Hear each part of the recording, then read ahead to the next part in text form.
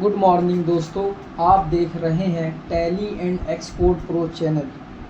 आज की इस वीडियो में मैं आपको बताऊंगा बैंक लोन एंट्री के बारे में कि बैंक लोन की एंट्री आप टैली प्राइम सॉफ्टवेयर में कैसे रिकॉर्ड करेंगे बिल्कुल जेन्युइन तरीके से। ठीक है, तो इस वीडियो को स्टार्टिंग से लेके एंड तक ज़रूर वॉच करें। मैं आपको हर एक डाउट क्लियर मैं कर दूंगा इस वीडियो में। इससे पिछली वीडियो में मैंने आपको होम लोन और कार लोन की एंट्री के बारे में बिल्कुल बेसिक से बताया है। अगर आपने वो वीडियो वॉच नहीं किया है तो मैंने उस वीडियो का लिंक डिस्क्रिप्शन में अपलोड कर दिया है, तो आप डिस्क्रिप्शन में जाके उस वीडियो को वॉच कर सकते हैं। अगर वीडियो अच्छी लगी हो तो एक लाइक ज़रूर कर दें, और अगर आप हमारे चैनल में नए हैं तो सबसे पहले चैनल को सब्सक्राइब कर ले और बेल आइकन नोटिफिकेशन को ऑन कर ले, ताकि हमारी जितनी भी लेटेस्ट वीडियो अपलोड होंगी वो सबसे पहले आप तक के पहुँचे। ठीक है, तो चलिए वीडियो को स्टार्ट करते हैं बिना टाइम वेस्ट करते हुए। तो आज मैं आपको बैंक लोन के बारे में बता देता हूँ कि इसकी एंट्री आपको कैसे रिकॉर्ड करना है। ठीक है, तो सबसे पहले आपको वाउचर में आना है। ठीक है, आप वाउचर में आएंगे और उसके बाद अब मैं आपको बता दूं कि कॉन्सेप्ट क्या होता है इसका। पहले मैं आपको कॉन्सेप्ट समझा देता हूं, उसके बाद एंट्री को रिकॉर्ड करूंगा। ठीक है, तो मान के चलते हैं कि आपकी कोई सी फर्म है, तो आपने किसी बैंक से लोन लिया।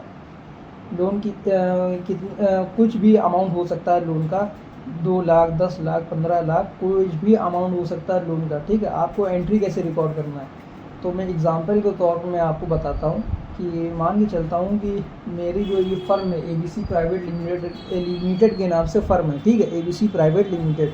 तो हमने जो है वो हमने लोन लिया है 1 लाख रुपए का पंजाब नेशनल बैंक से।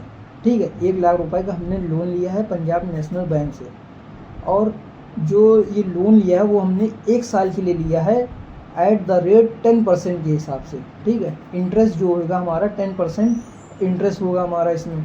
तो इसकी एंट्री आप कैसे रिकॉर्ड करोगे, तो सबसे पहले आपको लेज़र क्रिएट करने होंगे। ठीक है, और उसके बाद आपको एंट्री रिकॉर्ड करना है। तो लेज़र मैंने ऑलरेडी पहले से क्रिएट कर दिए, पर मैं आपको बता दूंगा लेज़र कैसे क्रिएट किए जाते हैं।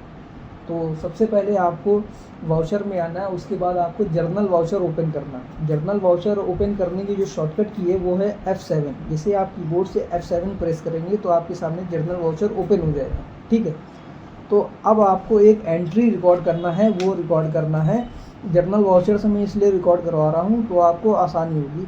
ठीक है, समझने में। या आप रिसिप्ट पेमेंट से भी आप एंट्री हो सकता है, पर आप मैं यही कहूँगा कि एडवाइस मेरी ये है कि आप जर्नल वाउचर से एंट्री को रिकॉर्ड करें। ठीक है, तो अब आपको सबसे पहले यहाँ पे डेट सेलेक्ट करना है कि आपने किस डेट को जो लोन है वो जो आपके अकाउंट में आया है। ठीक है, तो मैं एंटर प्रेस करता हूँ। एंटर डेट मैंने यहाँ पे सिलेक्ट कर लिया और एंटर प्रेस किया। अब मैं यहाँ पे वो लेज़र सेलेक्ट करूँगा या वो बैंक को सिलेक्ट करूँगा कि आपके किस बैंक अकाउंट में ठीक है जो पैसा है वो आया है, ट्रांसफ़र हुआ है। जैसे पंजाब नेशनल बैंक से मैंने 1 लाख रुपए का लोन करवाया, तो पंजाब नेशनल बैंक ने 1 लाख रुपए हमारे बैंक में ट्रांसफ़र कर दिए। तो किस बैंक में आया है आपको वो लेज़र भी क्रिएट करना होगा, और किस बैंक से आपने लोन लिया है आपको वो भी लेज़र क्रिएट करना होगा। ठीक है, 2 लेज़र आपको यहाँ पे क्रिएट करने हैं।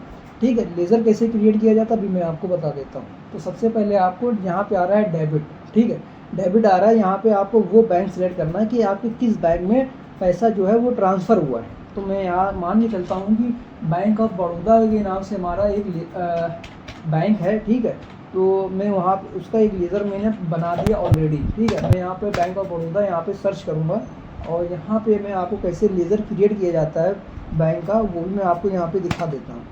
तो कुछ इस तरह से आपको यहाँ पे रिकॉर्ड करना है। ठीक है, लेज़र का नाम यहाँ पे शो करना है। यहाँ पे आपको जो ग्रुप होगा वो होगा आपका बैंक अकाउंट। ठीक है, आपको कुछ नहीं करना है, एंटर करते हुए यहाँ पे इसको एक्सेप्ट कर लेना है। ठीक है, अब यहाँ पे वो अमाउंट आपको यहाँ पे मेंशन करना है कि आपने कितने अमाउंट का लोन आपने पास करवाया है। तो मैं यहाँ पे 1 लाख रुपए का मैंने यहाँ पे लोन पास करवाया है। ठीक है, मैं एंटर प्रेस करूँगा और यहाँ पे एंटर प्रेस करूँगा। अब यहाँ पे पूछ रहा है क्रेडिट में आपको वो बैंक सेलेक्ट करना है कि आपने किस बैंक से लोन करवाया था, मतलब कि पंजाब नेशनल बैंक से हमने लोन करवाया था। ठीक है, तो वो हमने यहाँ पे लेज़र यहाँ पे आपको क्रिएट करना होगा। ये लेज़र कैसे क्रिएट किया जाएगा लोन वाला, तो आपको यहाँ पे पंजाब नेशनल बैंक मैंने यहाँ पे टाइप किया और ब्रैकेट में मैंने लोन लिख दिया कि मुझे ये याद रहेगा कि मैंने इस बैंक से लोन करवाया था। ठीक है, मैंने यहाँ पे एंटर प्रेस किया और जो इसका ग्रुप होगा वो ग्रुप होगा सिक्योर लोन के नाम से। ठीक है, अब आपको यहाँ पे कुछ नहीं करना, एंटर करते हुए इसको आपको सेव कर लेना।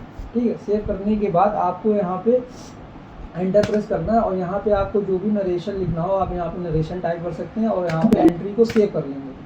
ये पहली एंट्री हो गई कि हमने 1 लाख रुपए का जो लोन पास करवाया था वो हमको पैसा मिल गया, मेरे अकाउंट में ट्रांसफ़र हो गया। ये हमने एक एंट्री यहाँ पे रिकॉर्ड कर लिया। ठीक है, अब एक एंट्री और रिकॉर्ड होगी, वो होगी प्रोसेसिंग फ़ीस के नाम से।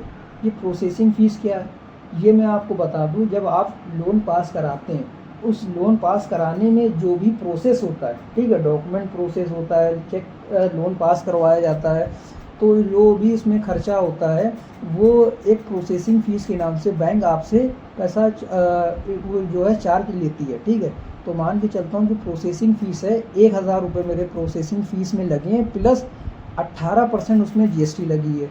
ठीक है, तो अब आप उसकी एंट्री कैसे करोगे?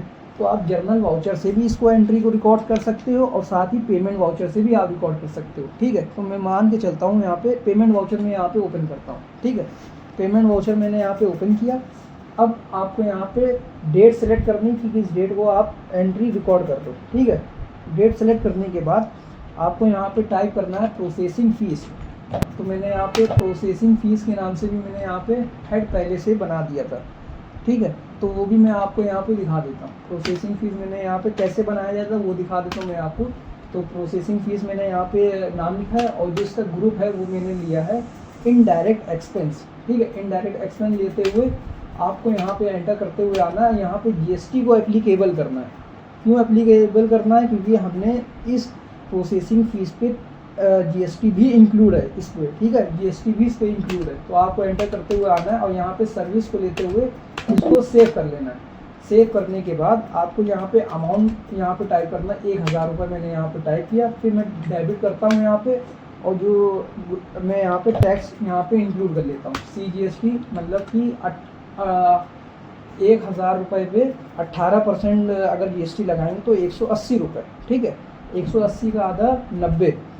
ठीक है, तो मैंने यहाँ पे CGST, फिर मैं यहाँ पे डेबिट करूँगा और यहाँ करूँगा SGST। ठीक है, फिर मैं यहाँ पे 90 रुपये यहाँ पे मैंने टाइप किया। फिर मैं एंटर प्रेस करते हुए आपको वो बैंक सेलेक्ट करना है जिस बैंक से पैसा कटा है। ठीक है, बैंक ऑफ बड़ौदा। ठीक है, आपको एंटर प्रेस करते हुए आना है और इस एंट्री को यहाँ पे सेव कर देना है। ये आपने 2 एंट्री यहाँ पे रिकॉर्ड कर दिया।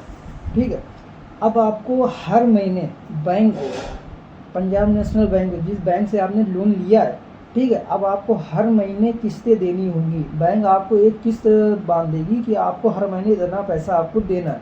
ठीक है, वो आप कैसे पता करोगे कि जैसे तो आपको बैंक स्टेटमेंट में आ जाएगा कि हर महीने इतना इतना सेम अमाउंट आ रहा है, ये मेरे किस्तें हैं। ठीक है, अब उस किस्ते में जो किस्तें आ रही हैं, पैसा आपका आ रहा है, तो उसमें इंटरेस्ट कितना आ रहा है, हर महीने इंटरेस्ट कितना ऐड किया जा रहा है, तो उसको जानने के लिए आपको बैंक से रीपेमेंट शेड्यूल होता है एक, जिसमें आपका प्रिंसिपल अमाउंट और इंटरेस्ट अमाउंट दोनों उसमें शो होते हैं कि हर महीने आपका इंटरेस्ट और प्रिंसिपल कितना यहाँ पे दिया जा रहा है। ठीक है, तो आपको रीपेमेंट शेड्यूल को आपको यहाँ पे लेना होगा। ठीक है, उसके बाद आपको फिर से जर्नल वाउचर ओपन करना है और उसके बाद आपको एंट्री कैसे रिकॉर्ड करना है वो मैं बता देता हूँ। जब आपके अकाउंट से किस्तें जब कटेंगी तो आप उसकी एंट्री कैसे करोगे। तो मैं यहाँ पे टाइप करता हूँ पंजाब नेशनल बैंक। ठीक है, प्रिंसिपल अमाउंट में राउंड फिगर लेके बताऊँगा आपको। ठीक है, तो मान के चलता हूँ 8333 रुपये 33 पैसे। ठीक है, मैंने यहाँ पे एंटर प्रेस किया। फिर मैं एंटर प्रेस करूँगा, डेबिट लूँगा और डेबिट के बाद अब मैं यहाँ पे जो ग्रुप लूँगा वो ग्रुप लूँगा इंटरेस्ट। ठीक है, इंटरेस्ट बैंक लोन। इसका लेज़र कैसे क्रिएट किया जाता है वो मैं आपको दिखा देता हूँ। इंटरेस्ट मैंने यहाँ पे लिखा है इंटरेस्ट पेड बैंक लोन। ठीक है, मैंने यहाँ पे एंटर प्रेस किया। जो इसका ग्रुप होगा वो होगा इनडायरेक्ट एक्सपेंस और साथ ही जो GST है उसको आपको यहाँ पे नॉट एप्लीकेबल करना है, इस पर GST इंक्लूड नहीं है। ठीक है, एंटर प्रेस किया।